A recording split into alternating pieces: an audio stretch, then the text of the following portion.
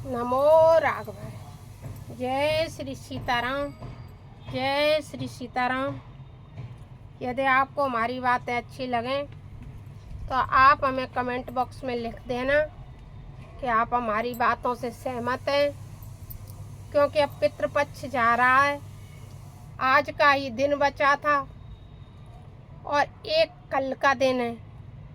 तो जो कोई भी भाई बहन अपने पूर्वजों की सुख शांति के लिए कुछ कार्य करना चाहें तो लास्ट दिन कर सकते हैं। उसके लिए हम ये ब्लॉग बना रहे हैं कि आप अपने पूर्वजों के लिए कुछ कर सकते हैं। शाम आज मंगलवार है, आज आप अपने पूर्वजों को, त्रयोदशी भी है, मंगलवार भी है, सब कुछ है, सुंदरकांड का पाठ श्रवण करके अपने पूर्वजों को समक्ष उस सुंदरकांड के पाठ को दे सकते हैं।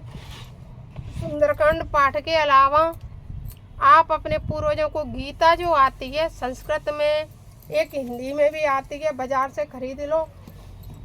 घर पे रखी हो तो अपनी सबकी, वैसे तो ज़्यादातर लोगों के घर पे गीता रहती है जो सनातनी है। जो अपने पूर्वजों के लिए कुछ करना चाहते हैं उनके यहाँ गीता मिल जाएगी। गीता, भागवत, रामायण ये तो हमारे सनातनियों के घर पे रहती है। तो उस गीता का पाठ अपने पूर्वजों के निमित्त सुना दो, उसका फल उन्हें दे दो। और रामचरितमानस का पाठ तुलसी के समीप, बेलपत्र के समीप, किसी बट वृक्ष के नीचे जा कर के उसका पाठ सुना के आ जाओ। शाम के टाइम आज बड़ा अच्छा मौका है, दीपक रख के आ जाओ। आप दीपक के लिए स्थान है बेलपत्र का, तुलसी का, बट वृक्ष का, आंवले का, ये 4, और पीपल का, ये 5 वृक्ष हैं। इनके नीचे आप कहीं भी अपने पूर्वजों के नाम से रख सकते हो। उसके बाद क्योंकि नदी सबके यहाँ है नहीं, अगर किसी के गांव समीप नज़दीक में नदी हो तो आप नदी पे जा कर के भी दीपक रख सकते हैं। तो नदी पे और भी उत्तम है, नहीं तो इन 4 वृक्षों पे रख दो। और रखने के बाद अपने पूर्वजों के हितार्थ प्रार्थना करो कि भगवान आपको मुक्ति प्रदान करे। तो ये हो गया। तीसरा, कल लास्ट दिन है। एक पात्र में जल भरो। जल का लोटा भरने के बाद जल का लोटा ले जा करके एक ही लोटा भरना, 27 लोटे नहीं भरना, एक ही लोटा भरो। उस लोटे में जल ले करके जाओ और जा करके घर में शिवलिंग हो तो घर में शिवलिंग, आपके घर में बेलपत्र का वृक्ष लगा हो तो उस पर आप पार्थिव लिंग बना सकते हो, मिट्टी के छोटे से शंकर जी बना सकते हो। घर में नर्मदेश्वर हो तो नर्मदेश्वर से, जिसके पास जो भी शिवलिंग हो। मंदिर में जाना चाहो तो मंदिर से, जिसकी जैसी श्रद्धा है। पूजा हमेशा श्रद्धा से होती है। भगवान कहते कि मोह कपट छल छिद्र न भावा। भगवान को वही व्यक्ति प्राप्त कर सकता है जिसके अंदर छल कपट छिद्र नहीं है, वही व्यक्ति भगवान को प्राप्त कर सकता है। तो आपकी जैसी भी श्रद्धा हो, पार्थिव लिंग बना लो, घर में शंकर जी हो उन्हें ले लो, मंदिर में चले, और कुछ भी ना हो तो कभी कभी हम इस तरह से भी शंकर जी को बना लिया करते हैं। आपने मंदिर में देखा हो, कहीं देखा हो, तो इस तरह शंकर जी बना करके ऐसे जल डाल करके भी हम बना देते। तो इस तरह से शंकर जी भी बना करके उस पर भी जल चढ़ा करके और हम उसकी भी पूजा कर सकते हैं। तो ऐसे फिर जल के लोटे से 27 बार जल को चढ़ाना है, एक एक एक एक एक एक करके ऐसे 27 बार उस शिवलिंग पे जल को चढ़ाना है।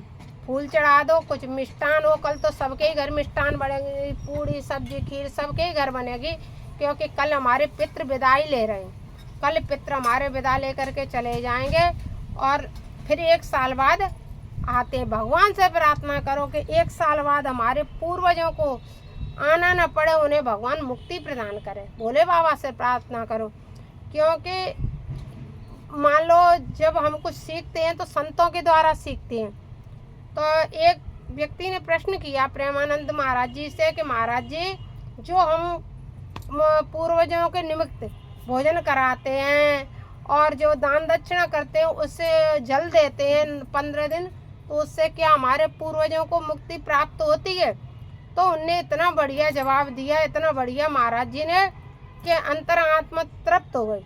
उनने कहा जब हम उनको जल पिलाते तो उनकी प्यास समाप्त हो जाती, क्योंकि पूरी साल वो प्यासे रहते हैं। 2 ही बार पितरों को जल मिलता है, या तो इस 15 दिन में जब हम जल देते हैं वह पितृ स्वीकार करते हैं, या जब घर में कोई बालक का जन्म होता है तो उस टाइम नंदी मुख श्राद्ध कर जात कर्म सबकीन। जब जात कर्म होते हैं और बच्चा जैसे ही घर में जन्म लेता है तो नंदी मुख श्राद्ध किया जाता है। उस टाइम पे भी पितरों का मुख नंदी के समान होकर के भी उस श्राद्ध को ग्रहण करते हैं। तो जब बस जल वो लेते हैं ये, और जो हम 15 दिन उनको भोजन के रूप में जो कुछ भी देते हैं, गाय को खिलाते हैं, ब्राह्मणों को खिलाते हैं, कौए को डालते हैं, चींटियाँ चुनाते हैं, वो सब पूर्वजों को ही मिलता है, उसके अलावा पूर्वजों को नहीं मिलता है। तो उन्हें जो भूख रहती है, भूखी आत्मा उनकी भटकती रहती है, तो उस भूखी आत्मा को भोजन मिल जाता है, तो ये मिल जाता है। लेकिन मुक्त कब होते हैं? जब हमारे पूर्वज, जब हम भागवत का पाठ करते हैं उनके निमित्त दान करते हैं, गीता पढ़ते हैं उनके निमित्त दान करते हैं, रामचरितमानस का पाठ पढ़ते हैं उनके निमित्त दान करते हैं, माला जपते हैं।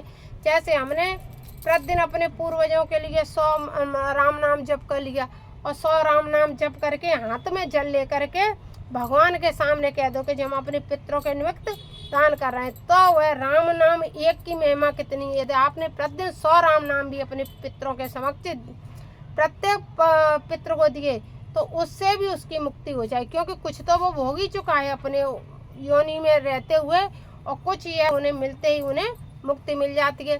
तो ऐसे कार्य करो, अच्छे कार्य करके, और एक दिन कल अपना जो कुछ भी है वह कार्य करके अपने पूर्वजों के निमित्त उन्हें शांति प्रदान करो, उन्हें मुक्ति प्रदान करो। तो उसके लिए तुम्हें रामचरितमानस, भागवत, गीता, अब भागवत तो पढ़ नहीं सकते हो क्योंकि एक दिन में पूरा होगा नहीं, गीता पूरी पढ़ सकते हो, रामचरितमानस पढ़ सकते हो, आज सुंदरकांड पढ़ सकते हो, और कुछ नहीं तो कम से कम 11 माला का जाप करके और अपने पूर्वजों के निमित्त दान कर दो। कह दो हमारे जितने भी पूर्वज हों उन्हें वह राम नाम प्राप्त हो, उससे पूर्वजों को मुक्ति मिलती है और शांति मिलती है।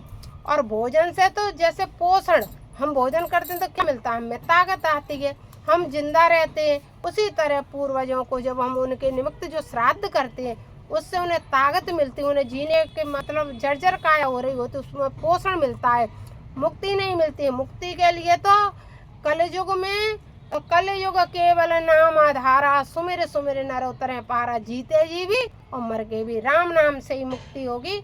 यदि आपको हमारी बात अच्छी लगी हो तो कमेंट बॉक्स में लिखें। नमो राघवाय। जय